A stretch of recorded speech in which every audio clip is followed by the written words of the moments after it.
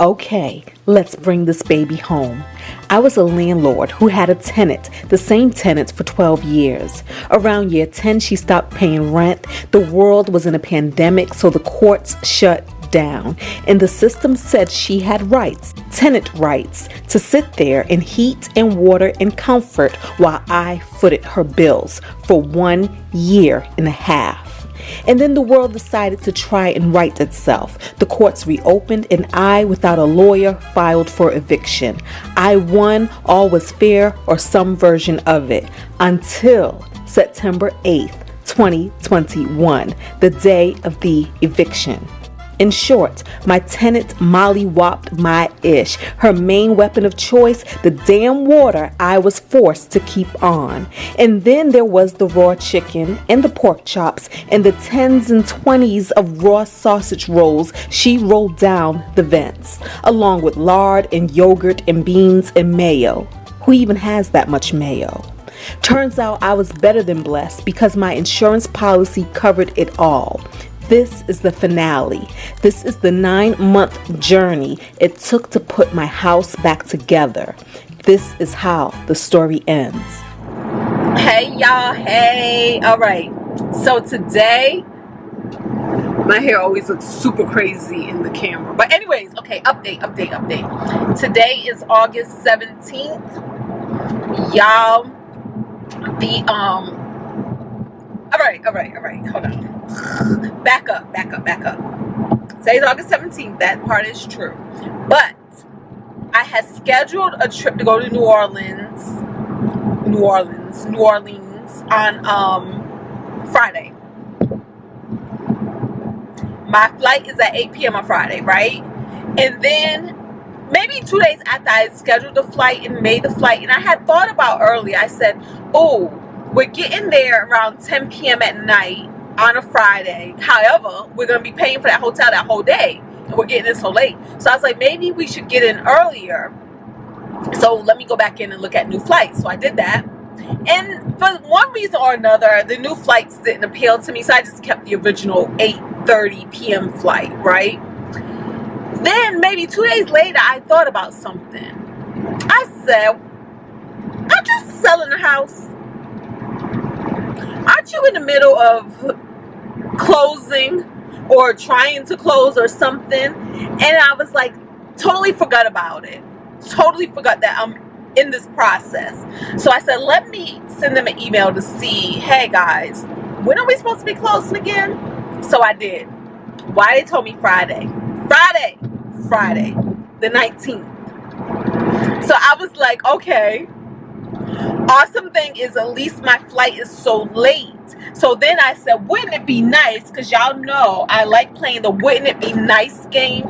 It's one of the tools we use to manifest. A lot of you don't know, some of you do know, I'm a big believer in actively, consciously practicing the law of attraction. And I say actively and consciously because, guys, the law of attraction is working whether you actively, consciously practice it, believe in it or not. It is what it is, right? Your life is a overall sum of what is being attracted to your life for one reason or another. So once I learned these things, I decided to actively, consciously practice the law of attraction to make my life more what I want rather than something that feels more like happenstance or something that I feel like, well, of course I have a good job because I worked really hard and I got good grades. I want magic. And though the law of attraction isn't magic, it can sometimes feel that way. So the wouldn't it be nice game is just basically saying it helps soften your vibration. So it's basically when you just say, wouldn't it be nice if? So for me, it was like, wouldn't it be nice if I could close Friday morning and hop on the plane by Friday evening? That felt so awesome to me. Like, it would be so dope to do both things and not even worry. I don't have to cancel nothing, and I get to be at everything. Because technically, I don't have to be at closing physically. I don't. I just want to. Because this has been such a long journey. Y'all, why today? Today, August 17th, The title company reached out and they said the closing for me and the buyer is scheduled for 1 p.m. on Friday. 1 p.m. on Friday. I was like, yes. And it's on the side of the town. I'm flying out of BWI. So it's on that side of the world anyway. And in this way, Q gets to come with me because she's going to New Orleans with me. And then also Jay gets to come with me because he gets to make his own schedule anyway. So it's so perfect. And because closing is at 1, maybe it's a 1 or 2 hour deal. But the bottom line is we still have time and room to celebrate afterwards. So freaking dope. So dope. So then I reached out to my agent and I was like, did the appraisal come back? Famous last words. Because for those of you who don't know or don't remember, that's what happened last time. We had a closing date. The appraisal hadn't come back. We assumed that because we hadn't heard anything and because closing was being scheduled that all was well. It wasn't, y'all. It wasn't. The appraisal came back tragically low, 355. And we had to pump the brakes, put in for some appeals, and then we ultimately ended up not selling to that buyer. Not just because of the low appraisal, but just because they kept missing the closing dates. They weren't ready. The lender wasn't working with us. Nobody was working with us, and then we felt like they weren't working with us because they really felt like this deal was in the bag, that they didn't have to work with us. We were out of contract. Because we were on a contract, I was like, hey, will her agent lower her commission? Because everybody's taking an L at this point. Her agent refused, and so I refused to go through with the sale of the house. Boom, I'm no longer selling to you people. They're playing with me. Y'all remember that. So this time I'm like, appraisal. But this time I'm feeling like, you know what? I don't care what that freaking appraisal comes back at. I am selling this house. I'm selling this house. I don't want to be responsible for this house any longer.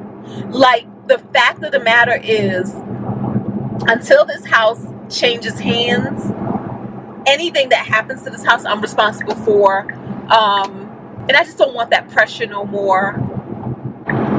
18B. I hate 18B.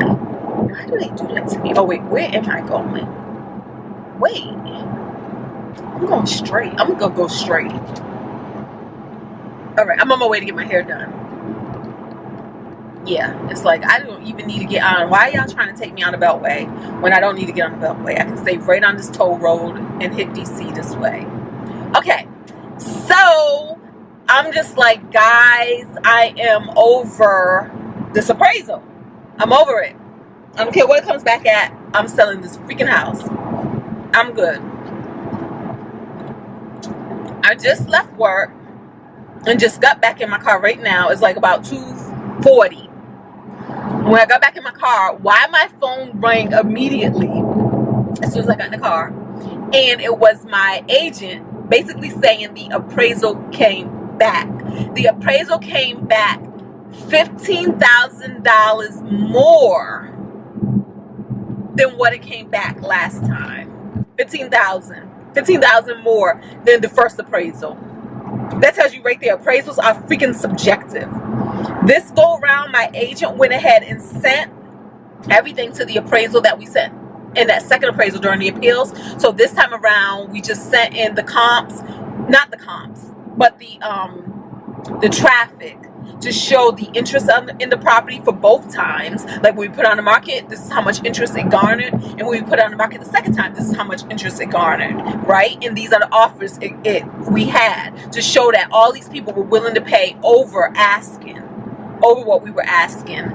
And then she also sent in the receipts, but she does it in such a way where it's like, we're not stepping on your toes, we're not saying you don't know anything, but just wondering if you will also take these things into consideration, if you would take these artifacts into consideration. And so that was freaking dope, and it worked because the appraisal came back at value. So what we're selling the house for, the appraisal meets it.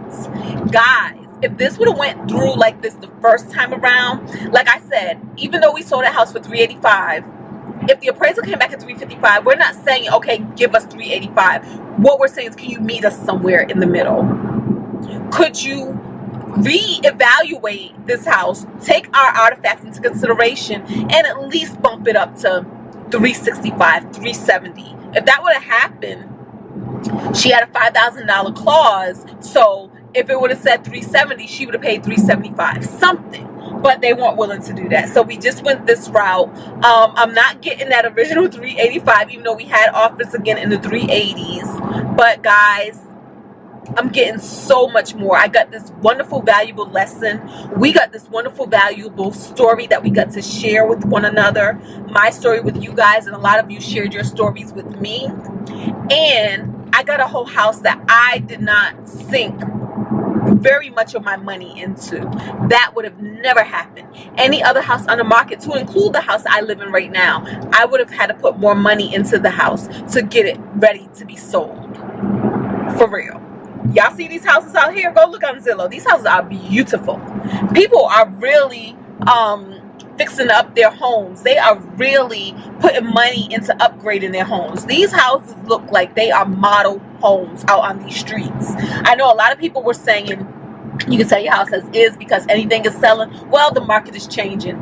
Anything isn't selling anymore. And the competition out there, they have beautiful products out there to be sold. There are beautiful products out there being sold. So I'm just so happy that come Friday, guys, we can say that this journey is going to be complete. See y'all Friday.